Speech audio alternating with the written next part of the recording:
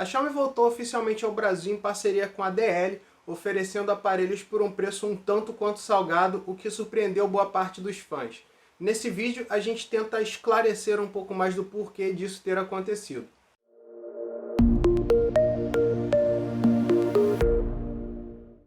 Bom, quem acompanha as comunidades do Facebook deve saber como ninguém que os fãs da Xiaomi são os mais presentes e mais exagerados, às vezes, nos comentários. Um dos pontos que sempre foi questionado era de que quando a Xiaomi viesse para o Brasil, as outras marcas viriam uma verdadeira concorrência e poderia até derrubar essas outras empresas, o que no final das contas não acabou acontecendo com a chegada da DL, surpreendendo muitos desses e não quem já esperava algo mais coerente com o mercado. Só que para vocês entenderem melhor até onde é culpa de uma fabricante e até onde é culpa efetivamente de outros aspectos, a gente resolveu fazer esse vídeo explicando os principais pontos que fazem diferença na hora da disponibilização de um aparelho no mercado brasileiro. Então, vamos a eles. Primeiro de tudo, a gente tem que considerar que todo smartphone ele precisa de uma definição se vai ser desenvolvido, produzido desenvolvido ou comprado pronto. Existem marcas que apostam no chamado white label e existem aquelas marcas que compram um produto pronto, é o caso da DL com o nome da Xiaomi, ou produzem propriamente dito o seu smartphone, é o caso dos dispositivos da Samsung. Em todo caso, a DL ela optou nesse caso específico por comprar um aparelho pronto com uma marca já conhecida. Óbvio, isso é uma estratégia muito bem planejada. Você tem uma marca que já é conhecida no mercado, que já tem uma certa relevância e traz para cá, fazendo com que ela já tenha aí uma forma de andar por si só. Não precisa gastar tanto em marketing quanto se fosse criar uma marca do zero. De toda forma, a marca ela optou por fazer isso. Quando você faz essa opção por comprar pronto, você paga não só a produção como a transferência de tecnologia, caso você faça a produção nacional, e o uso da marca. Afinal de contas, nenhuma marca cede para terceiros o seu nome sem que tenha uma contrapartida. Depois disso, você tem efetivamente a definição de como você vai operar no país. Se você vai fabricar localmente ou se você vai importar os seus produtos. Nesse sentido, a gente tem que pensar de dois aspectos. Fabricar no país gera, de um certo modo, algumas vantagens do ponto de vista fiscal. Você tem alguns descontos e alguns impostos que você não pagaria, o que você paga com relação à importação. Por exemplo, você tem um imposto específico para importação, além do imposto de industrialização e por aí vai.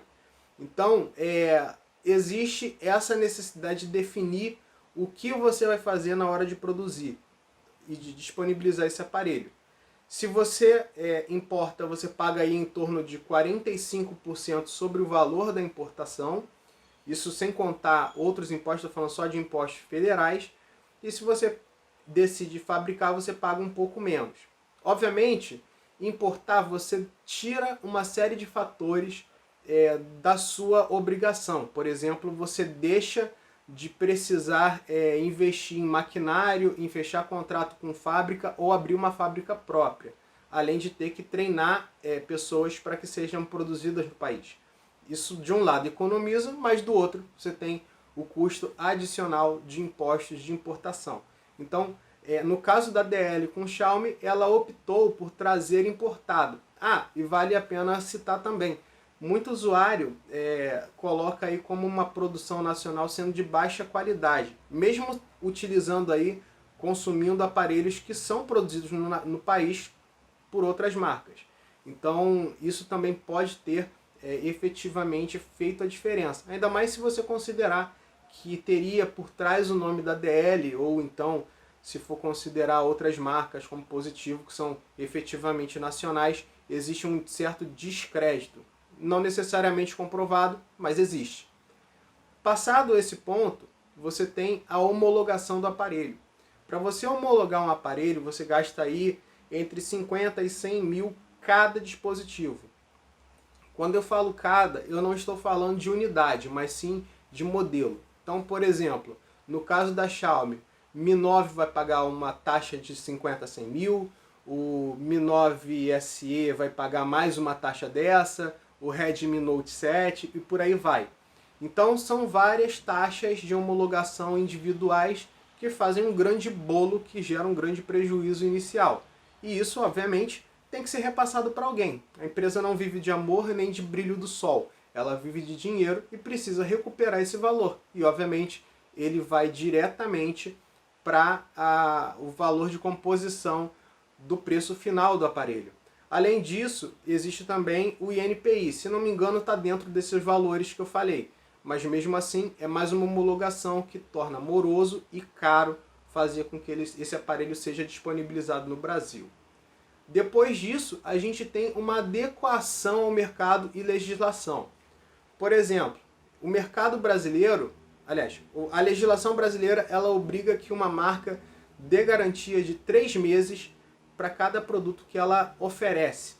Seria uma garantia mínima para que você possa ofertar um aparelho no mercado de forma suportada pela legislação, sem que você tenha problemas adicionais. Aquela garantia de 1 ano que a gente tem quando compra um smartphone, um tablet, um notebook, ou seja lá qual for o dispositivo que você compra com essa garantia, é uma benéfice, é uma gentileza, digamos assim, por parte das marcas.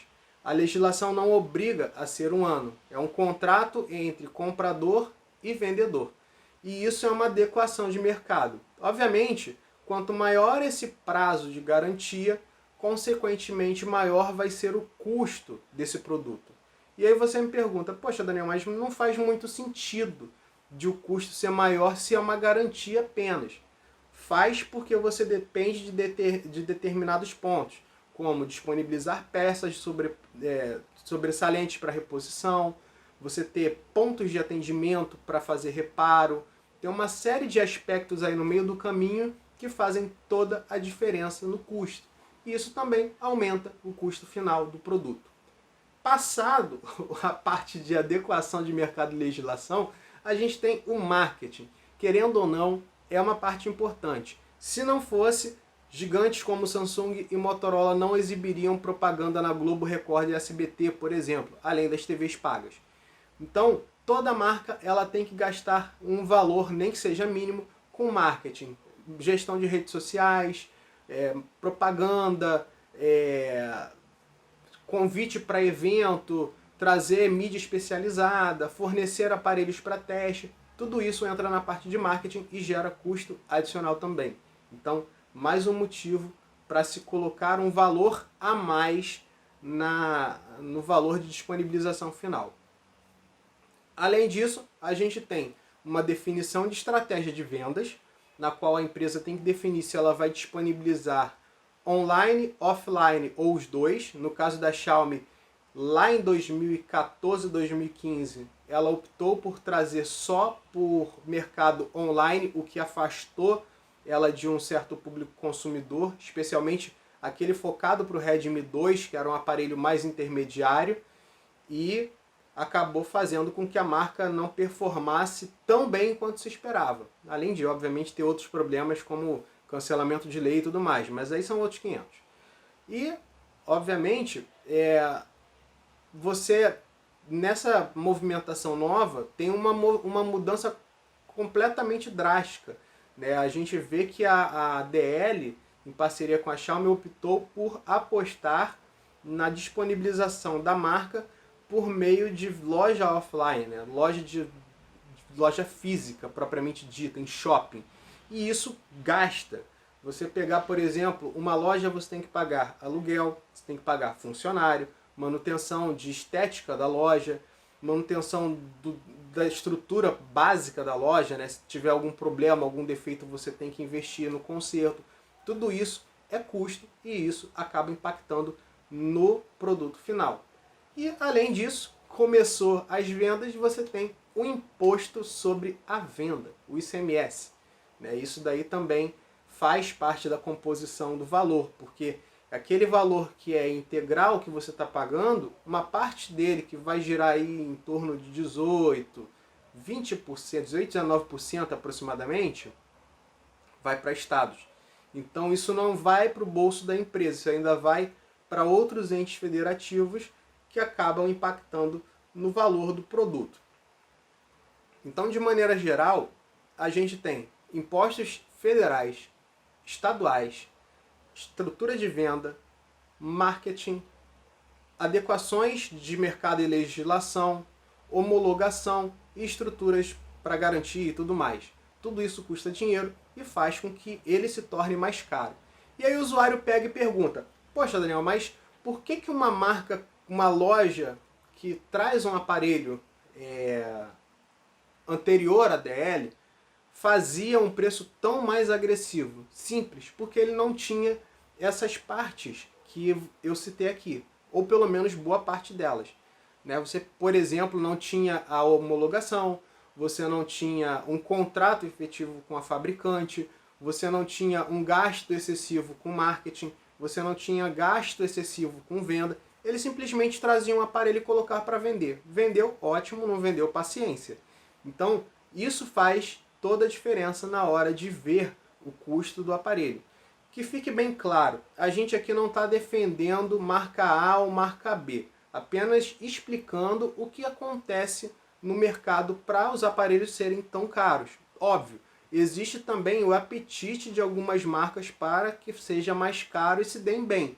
Mas um caso como o da Xiaomi, por exemplo, que está chegando no mercado agora, é muito mais estrutura base de tentar equacionar valores para disponibilizar no Brasil e ter uma margem mais ou menos honesta para sobreviver, do que querer ganhar muito dinheiro em cima aproveitando a fanbase, o que muitas vezes a gente vê acontecendo efetivamente com o aparelho, por exemplo, da Apple, que é muito mais caro, mesmo comparando com outros aparelhos. Bom, é isso. Eu queria que vocês me dissessem o que vocês acharam desse vídeo e, acima de tudo, o que vocês têm de percepção, se vocês concordam ou discordam de algum aspecto e se vocês entenderam o que eu quis passar aqui para vocês. Deixa aqui nos comentários o que vocês acharam e, acima de tudo, se vocês acham que daqui para frente a gente vai conseguir ver melhores preços para aparelhos aqui. Espero que a DL opte por, de repente, em algum momento, nacionalizar a sua produção e aí diminuir um pouco o produto. Mas, enfim, conta pra gente o que você acha aí nos comentários. E, obviamente, se você curtiu esse vídeo, não esquece de deixar aquele like. Se você não curtiu também, paciência, dá aquele dislike, não tem problema. E, acima de tudo, se você ainda não é assinante do nosso canal, não esquece de clicar em inscrever-se e ativar a sinetinha para receber notificação dos próximos vídeos. Então é isso, valeu, um abraço, até a próxima e tchau, tchau.